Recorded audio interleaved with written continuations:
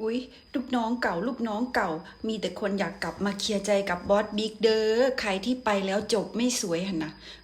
แล้วมีลูกน้องเก่านะก็คือน้องเพลงพิมระดานั่นไปโผล่ออดิชั่นที่หมอลำเสียงแจ๋วเด้อทุกคนเด้อแฟนเพลงก็ฮือฮารอชมว่ามันจะเป็นยังไงเด้อเพราะว่าสร้างความฮือฮาให้กับแฟนเพลงและก็แม่ยกแล้วก็วงการหมอลำคือน้องเพลงพิรดานี่ ก็เป็นลูกน้องเก่าผู้ใหญ่บ้านฟินแลนด์นะคะตะกี้ร้องเพลงห้อยใจบังไฟแสนแต่ว่าผู้ใหญ่บ้านฟินแลนด์เพิ่นบ่ให้ร้องแล้วจ้าห้อยใจบังไฟแสนนี่ไม่ให้ร้องไม่ให้นำไปร้องแล้วเสร็จแล้วทีนี้น่ะน้องเพลงพิรดาก็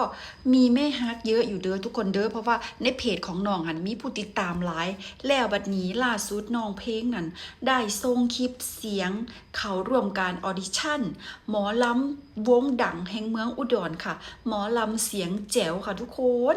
เป็นหมอลำชื่อดังแห่งจังหวัดอุดรเลยนะแล้วทีนี้ก็มีหัวเรือใหญ่โดยคุณแต้วสุกัญญานะคะทุกคนดีแฟนเพลงกระต่างจับตาลุ้นกันอย่างใกล้ชิดนะว่านักร้องสาวเสียงหวานรายนี้นี่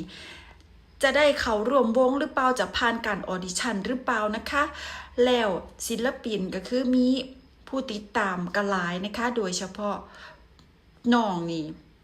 มียอดไลค์ถล่มทลายนะในเพจนะแล้วบัดนี้น้องก็คือไปเสริมดังเสริมจมูกมากกับหน้ากับอินเตอร์โกเกาเด้อพี่น้องเด้อค่ะแล้วบัดนี้ก็เลยFC ก็สิทาเบิ่งอยู่ว่า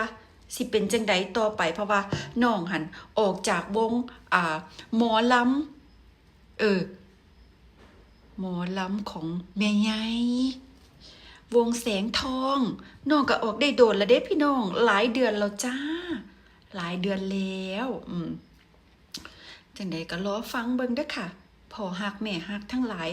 มักไผก็เชียร์เอาจ้าพี่น้องจ้า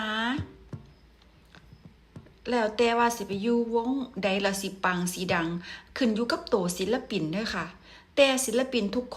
นหันมีแม่ฮักคอยให้ติปคอยให้มาไลอยู่แล้วนะคะทุกคนมี FC แฟนคลับของไผของมันอยู่แล้วค่ะแล้วแต่ว่าสิมี FC หน่อย FC หลายเนาะจ้าแล้วที่นี่ที่ว่าปิดฤดูวงของค่ายโตเกียวมิวสิกหันน้องสแตมนั้นมาถึงหลังเวทีแล้วเด้อพี่น้องแต่ว่าน้องหันอาการบ่ค่อยโอเคปานใดเพราะว่าน้องก็บ่สำบายหั่นนะท่านได้เซาดีก็เลยบอสบีก็เลยให้กลับบ้านเพราะว่าน้องก็บ่อยากฟื้นบ่อยากขึ้นเทิงเวทีก็ย่านร้องเพลงแสดงได้บ่ดีเท่าที่ควรนะแต่น้องก็เสียดายมากๆคือกันเพราะว่าน้องก็ตั้งใจไว้แล้วจังซี่นะแต่สแตมป์นี่ก็แบบน้องก็เป็นไข้บ่สบายป่วยดูเด้อพี่น้องเด้อเป็นไข้ดูอยู่จ้ะโอเคแม่ FC ก็รวบรวมเงินมาไล่ให้อยู่ปิดฤดูกาลหั่นเพราะว่ามีแต่คนได้หลายๆเด้อจ้ะโอเคสำหรับวันนี้ขอบคุณ FC เด้อ